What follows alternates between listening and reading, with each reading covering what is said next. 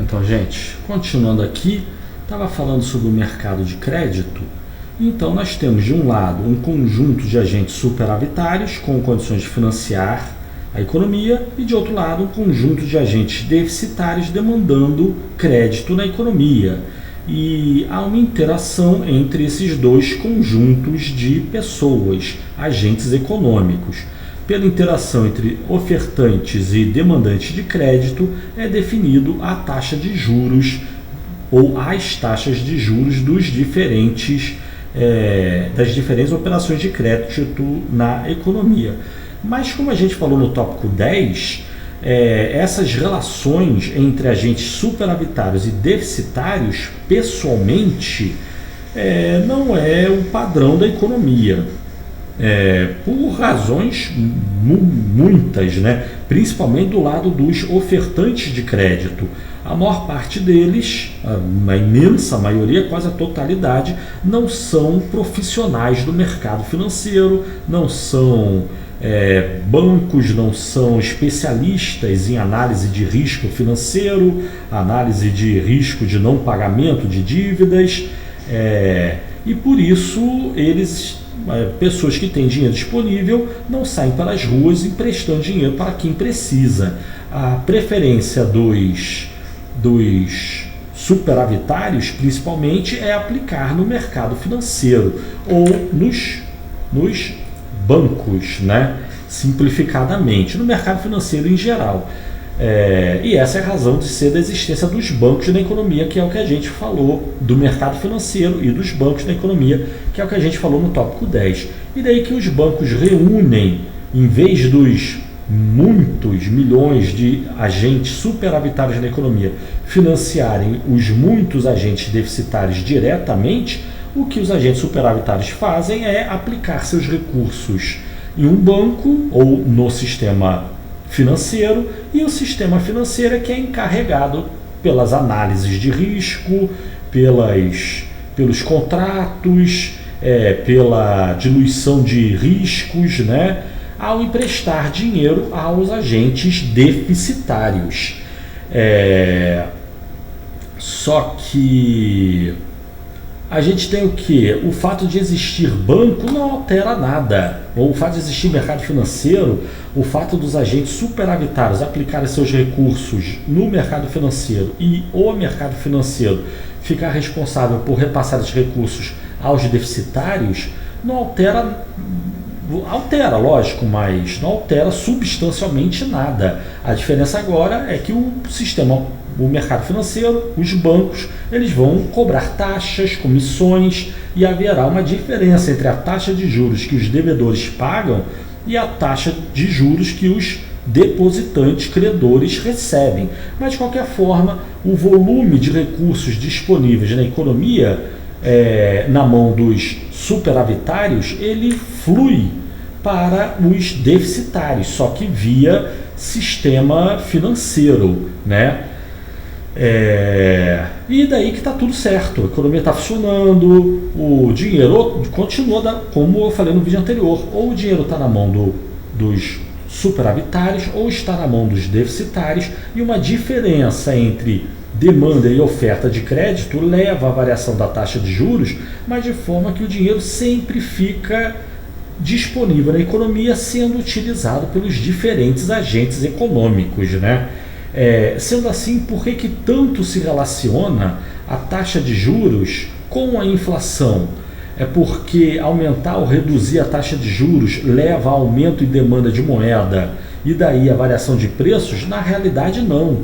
Aumentar ou reduzir taxa de juros é o normal do mercado. Havendo muita demanda de crédito, taxa de juros tende a subir, então os superavitários vão poupar, vão guardar mais dinheiro para ofertar mais crédito na economia. O que eles deixam de gastar, os deficitários gastam. A demanda na economia permanece inalterada, só o preço dos empréstimos é que estaria aumentando. Caso a demanda de crédito fosse menor que a oferta, isso levaria os demandantes de crédito, os deficitários não estão gastando tanto, isso levaria a uma redução na taxa de juros. Mas de forma a levar que os deficitários gastem mais, só que os ofertantes de crédito gastariam menos, ou alguns ofertantes de crédito passariam a deixar de ser ofertantes de crédito, gastando seu dinheiro diretamente, dando outros usos à moeda. Em qualquer caso, de novo, seja com a taxa de juros subindo ou caindo, a moeda na economia, disponível na economia, sempre está sendo utilizada, seja pelos superavitários, agentes econômicos superavitários, seja pelos agentes econômicos deficitários, tá certo? Isso é importante. Mas então, se é assim, por que tanto se relaciona a taxa de juros com a inflação? É porque o governo, com sua política monetária, ele interfere nesse mercado. Como que ele interfere? Basicamente, eu vou dar um caso, mas pode ser o caso contrário também, né? Basicamente, ele demanda recursos retirando moeda de circulação via política monetária. E aí temos que fazer algumas observações aqui, né? Várias observações. Primeiro, na medida em que o governo, via política monetária, representada ali pela imagem do Banco Central do Brasil, ele eleva a taxa de juros, isso significa que ele está informando a todos os agentes superavitários e ao sistema financeiro que ele está pagando mais para quem emprestar dinheiro para ele. Então, em vez de emprestar aos deficitários que vão gastar, as pessoas e sistema financeiro emprestam ao governo via Banco Central. Aqui é que, rigorosamente falando, seria uma política monetária restritiva. O governo está elevando os juros, está demandando moeda e, a rigor, para não fazer nada com essa moeda. Ele vai se endividar, vai pagar juros para não fazer nada com a moeda. Ele está realmente retirando moeda de circulação. Essa foi uma observação que eu fiz no vídeo anterior, né?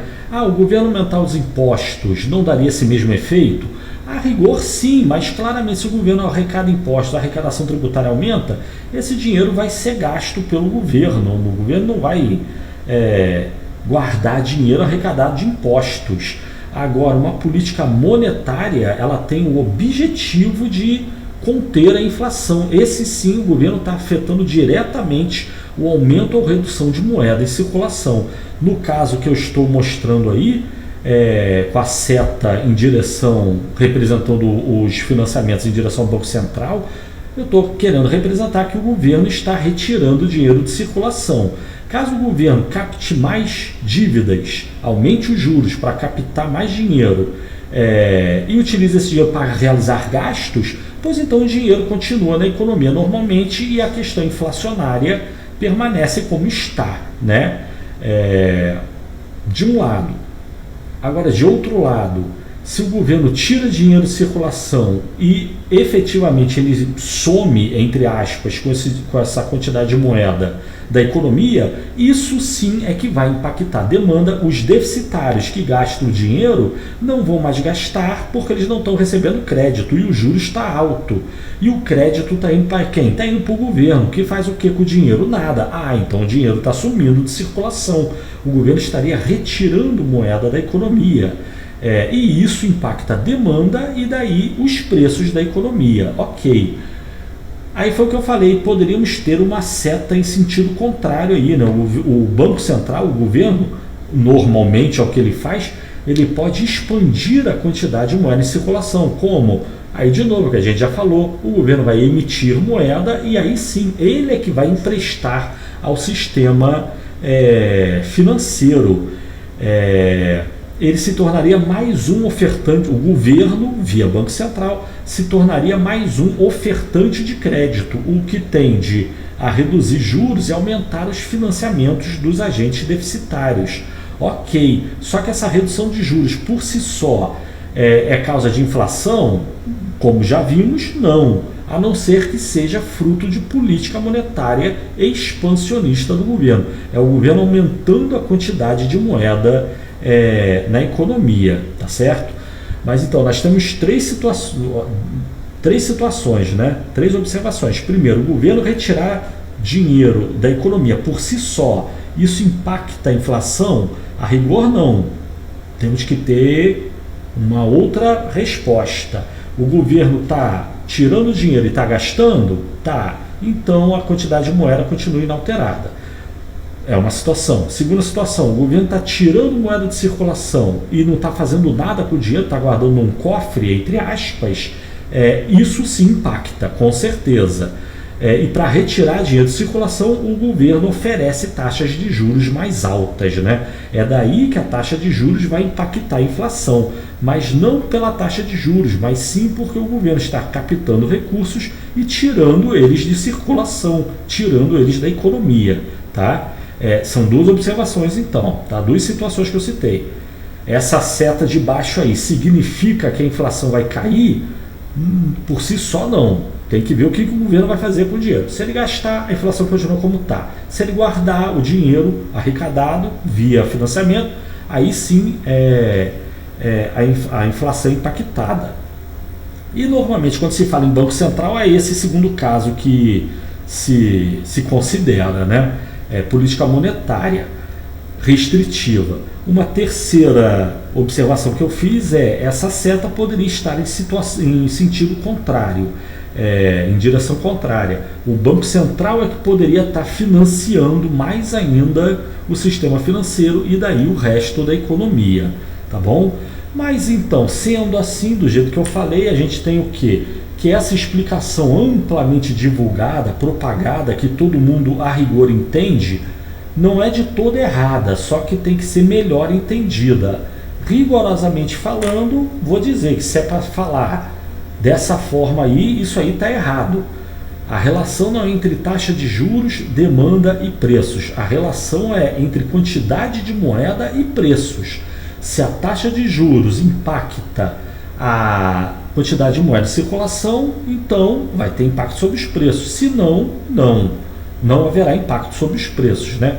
Mas, ou seja, a questão aqui é um aumento na taxa de juros ou uma variação qualquer na taxa de juros. Vamos considerar um aumento positivo, uma variação positiva, um aumento da taxa de juros. Impacta ou não os preços? Depende. A pergunta que tem que ser respondida é um movimento de mercado? É um conjunto de demandantes e ofertantes de crédito negociando entre si e pela diferença entre quantidade demandada e ofertada de crédito, isso leva a aumento e redução dos juros? Sim, digamos que sim. Se for, então não há impacto nenhum, nem em demanda, nem em preços. Por quê? Porque o dinheiro está na economia disponível, seja para agentes superavitários, seja para agentes deficitários, e todos estarão usando a moeda da melhor forma possível, né? Dinheiro parado é prejuízo. Mesmo os agentes superavitários, se eles querem prestar, mas a taxa de juros não vale a pena, eles vão buscar outra oportunidade aos recursos disponíveis em mãos, né? Mas, ou seja, a variação dos juros está ocorrendo por um movimento de mercado? Se for, então não há impacto. Agora, digamos que a variação dos juros está ocorrendo não por um movimento de mercado, não é demandantes e ofertantes de crédito na economia que estão transacionando entre si a moeda disponível, mas sim uma intervenção do Estado na economia, política monetária do governo, né? Nesse caso, aí sim nós temos o impacto da variação da taxa de juros sobre demanda e principalmente preços, né? Mas, ou seja, esse segundo caso aqui ele faz referência à política monetária do governo, que pode ser uma política restritiva ou expansionista. O governo pode tirar ou botar dinheiro em circulação, e daí ele leva a variação de juros, e essa variação de juros vai impactar os preços, mas não pela variação de juros por si só, mas sim pela quantidade de moeda na economia, que está aumentando ou diminuindo por conta da política monetária estatal, tá certo? E aí só uma última observação aqui para encerrar o tópico 11. Eu fiquei falando de taxa de juros muito, e quando eu citei aqui, mostrei a imagem dos vários agentes superavitários e vários agentes deficitários, eu cheguei a comentar, tem várias taxas de juros na economia. E é isso que ocorre de fato, né? Na verdade, na economia não existe uma taxa de juros. Na economia existe um conjunto complexo de taxas de juros. E é complexo porque a economia é complexa.